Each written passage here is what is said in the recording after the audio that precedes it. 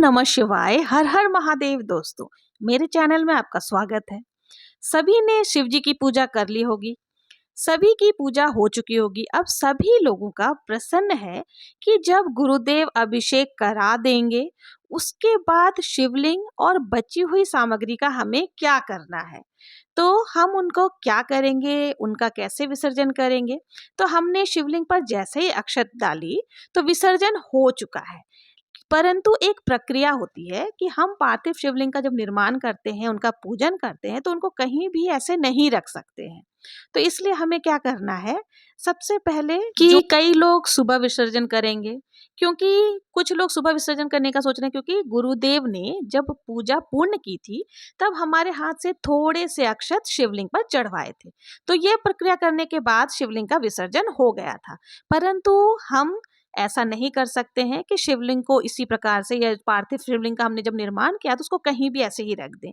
उनको ऐसी जगह ना डाले या विसर्जित ना करे जहां किसी का पांव लगता हो, अपमान होता हो, वरना बहुत ही बड़ा दोष लगता है। तो मैं यहाँ आपको बता देती हूँ कि हमें शिवलिंग का, और जो हमने शिवलिंग पर जो भी सामग्री चढ़ाई थी, उनका हमें क्या करना है। तो देखिए, सबसे पहले हमें कौन कौन सी चीजें विसर्जित करनी है और कौन कौन सी चीजें अपने पास रखनी है, तो ये चीजें हम लोग जान लेते हैं। देखिए, सबसे पहले तो जो पूजा की सामग्री बच गई थी, जो हमने ज्यादा ले ली थी, उस सामग्री को हमें दोबारा किसी भी पूजा में प्रयोग हम कर सकते हैं। ठीक है। उसके बाद हमें क्या करना है, जो पूजा की थाली जो हमने एक्स्ट्रा ली थी सामान, उसको हटा लेंगे। इसमें जो भी सामग्री है, कलावा, चावल और जो भी है, उसे हम दोबारा पूजा में इस्तेमाल करेंगे।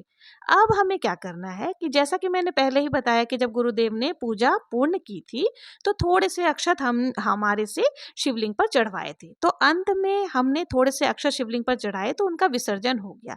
लेकिन पार्थिव शिवलिंग को ऐसे हम कहीं नहीं रख सकते हैं। तो जब पूजा हो जाए, तो जब पूजा गुरुदेव करवा दे, तो उसके आधे घंटे के बाद ही आप शिवलिंग का विसर्जन कर सकते हैं, या आप चाहे तो सुबह भी शिवलिंग का विसर्जन कर सकते हैं। अब शिवलिंग पर जो प्रसाद है उसका क्या करें। तो देखिए, जो हमने शिवलिंग पर भोग प्रसाद चढ़ाया है, उसे हम पूजा के बाद उठा लेंगे, और जो भी फल मिठाई आदि हमने चढ़ाई थी, उसे रात के 12 बजे से पहले ही घर के सदस्य इसे प्रसाद के रूप में ग्रहण कर सकते हैं। लेकिन अगर यह प्रसाद पूरी रात यहीं पर रखा रह गया है, तो आपको इसे ग्रहण नहीं करना है। दूसरे दिन हम इसको पंडित जी को या फिर गाय माता को खिला सकते हैं, क्योंकि इसका दोष उनको नहीं लगेगा। तो 12 बजे से पहले ही अगर आपने प्रसाद खा लिया तो ठीक है, नहीं तो आपको इसको दान कर देना है। फिर यहाँ पर जो भी दक्षिणा और जनेऊ हमने चढ़ाया था, ये भी हमें पंडित जी को दान स्वरूप दे देना है। आप चाहें तो मंदिर में जाकर के दे सकते हैं, या फिर पंडित जी के घर पर भी जाकर के दे सकते हैं। इसके साथ ही हमने जो पान के साथ लौंग इलायची चढ़ाई थी, उसको हम चाय में इस्तेमाल कर सकते हैं। फिर हमने जो दीपक प्रज्वलित किया था, जो कि साक्षी था हमारे पूजा का, जो हमने बहुत देर तक, जब तक पूजा चल रही थी तो हमारा बड़ा वाला दीपक जल रहा था, उसकी बाती को भी हमें इधर उधर नहीं फेंकनी है, उससे भी हमें सारी सामग्री के साथ ही विसर्जन करना है। क्योंकि अगर इधर उधर फेंकते हैं, पैर लगता है, तो हमें दोष लगता है। तो इसलिए हमें जो भी दीपक में बाती लगाई थी, उसको हमें विसर्जन करना है। अब हमने यहाँ जो गौर गणेश बनाया था सुपारी से, उनका भी विसर्जन हमें शिवलिंग के साथ ही कर देना। अब हमने अभिषेक के समय शिवलिंग पर बहुत सारी चीजें अर्पित की थी। उनमें से कुछ सामग्री ऐसी है जिसे अपने पास रखने बहुत ही शुभ होता है। सुपारी, बेलपत्र, फूल, अक्षत, जो भी चीजें हमने चढ़ाई थी, सबका विसर्जन होगा। लेकिन एक बात का ध्यान दें कि हमने जो कमल गट्टे चढ़ाए थे, उसे हमें इकट्ठा कर लेना है। हाँ, मुश्किल है थोड़ा सा, क्योंकि कहाँ कहाँ अंदर है, आप अच्छे से उसको निकाल लें, उसको अपने पास रखना है। सारे कमल गट्टे मैं यहाँ पे निकाल ले रही हूँ, और कमल गट्टा मैंने निकाल लिया, साथ ही हमें थोड़े से 1-2 दाने गेहूं के भी निकाल लेने हैं। ये थोड़ा मुश्किल जरूर है, लेकिन गेहूं इतना छोटा होता है कि दिखता नहीं है, फिर भी आप उंगली से चेक करें, आपको मिल जाएगा। और फिर इन सारे सामग्री को एक साथ ले लें आप। उसके बाद आपको सिक्का, जो हमने सिक्का भी चढ़ाए थे, वो हमें ले लेनी है, और एक बेल पत्र। ये सारी सामग्री जो पूजा में चढ़ाई थी, उसमें से ही हमें ले लेना है। और फिर इसको सुखा करके आपको लाल कपड़े में बांध कर अपनी तिजोरी में रख देना है। आप फिर चमत्कार देखेंगे। गुरुदेव ने बताया कि ये लक्ष्मी माता को आकर्षित करती है। इस उपाय को करने से घर में अन्न धन का भंडार सदैव बना रहता है। तो आप ये चीजें जरूर से निकाल कर अपने पास रख लें, और हमेशा इसकी आप अपनी तिजोरी में ही रखें, ज़्यादा अच्छा रहेगा। फिर हमें बाकी सामग्री को विसर्जन करना है। तो आप विसर्जन करने के लिए हमें एक साफ कोई भी बर्तन ले लेना है, उसमें जल ले लेना है, साफ शुद्ध पानी ले लेना है।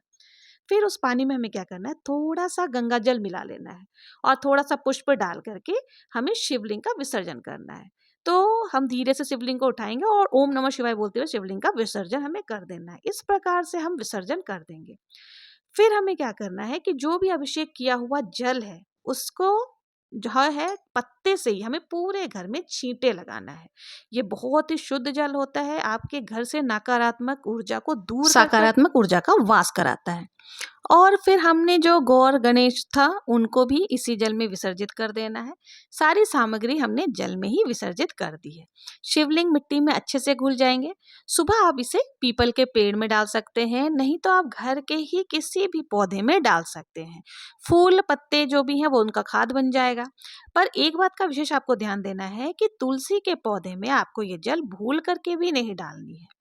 और दोस्तों इस प्रकार से हमें जो पूजा की सामग्री है उसे उठानी है, चौकी को फिर हम गंगा जल डाल करके चौकी भी हमें हटा लेनी है और हम इस प्रकार से शिवलिंग का विसर्जन करेंगे।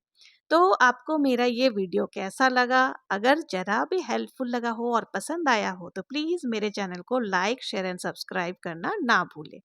जय श्री कृष्णा, हर हर महादेव।